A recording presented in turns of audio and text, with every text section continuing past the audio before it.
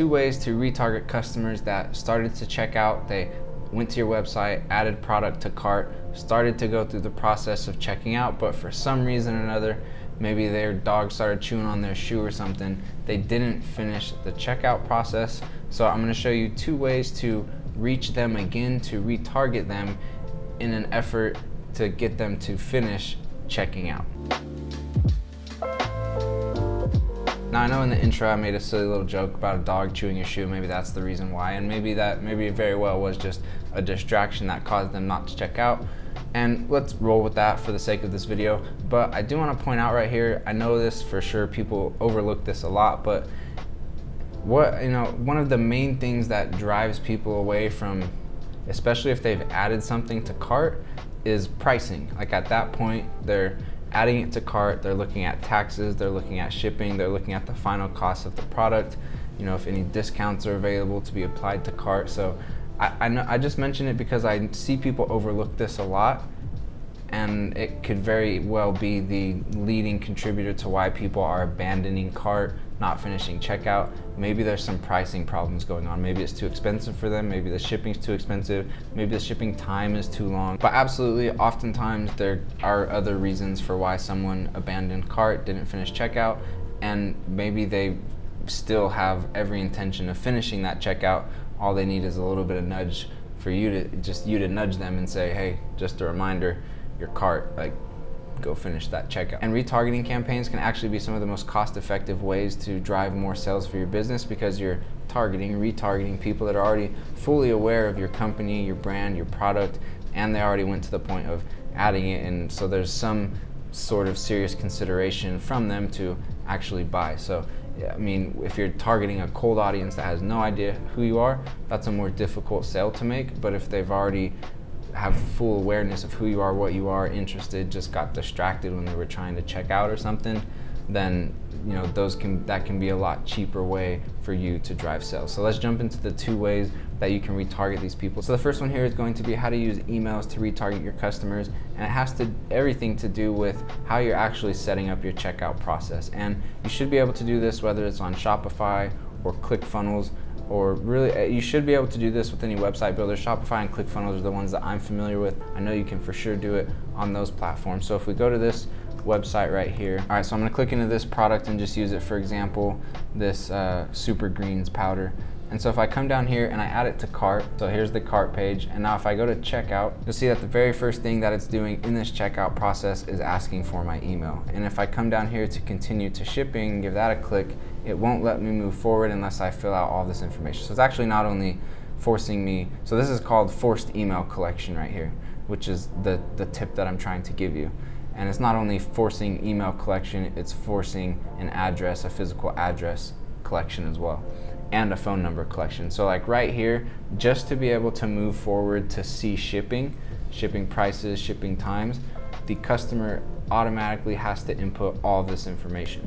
So by the time that someone clicks that continue shipping button, this company has collected the customer's name, shipping address, email, and phone number, and can now contact the customer through any of those methods. And there's plenty of other websites where this information is not submitted to the company until the checkout is actually completely finalized. But this is just a little trick right here. If you set it up this way, then you can capture all that information up front, retarget all of those people via email or other ways, but I'm gonna say via email because you can automate that whole process. There's third-party CRM email providers that you can link with whatever website platform you're using, ClickFunnels, Shopify, whatever, and you can just set all that up so automatically when someone inputs their information here, clicks continue to shipping, but then abandons cart, automatically you could have an email that gets sent out to them, and in that email you could be pushing them back to your website to finish the checkout process. And as far as which email service provider you want to use for that, that's really up to you. Like, just go explore some. There's several out there that'll work perfectly fine. So like right here, for example, I just ran a quick Shopify email abandoned cart plugin,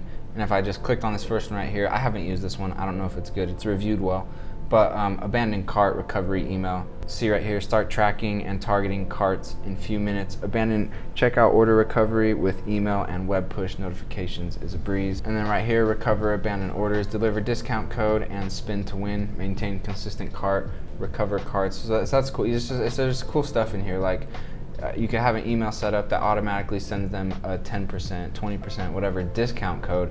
And man, if they were just about to check out, got distracted or whatever, or maybe it was just a little bit too expensive, but then they get an email from you after they left your website and you're like, hey, actually here's 20% off. I mean, God, that's gonna be a no-brainer for a lot of people. So that's how this whole email retargeting thing can work and work extremely well. Now jumping inside of Facebook ads, I'm doing this from inside of my Facebook Business Manager. If you're doing it, if you don't have a business manager set up, then how you navigate to your custom audiences might be a little bit different.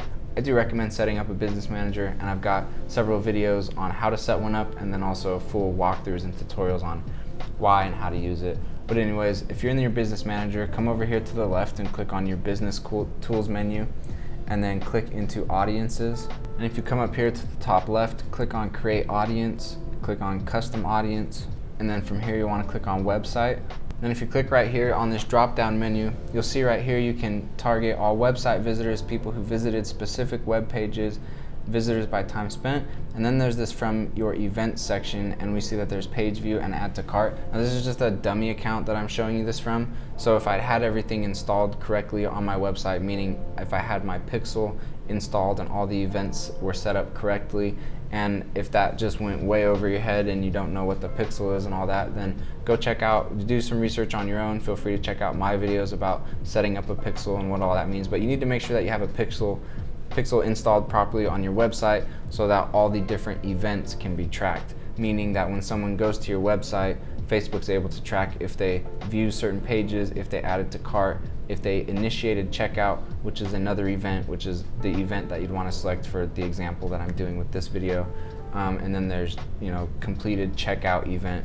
And so what you would want to do, so there's the add to cart option, which we can see right here, but there's also an initiate checkout option. So if you wanted to retarget people who initiated checkout but didn't finish it, you could select the initiate checkout option event from right here.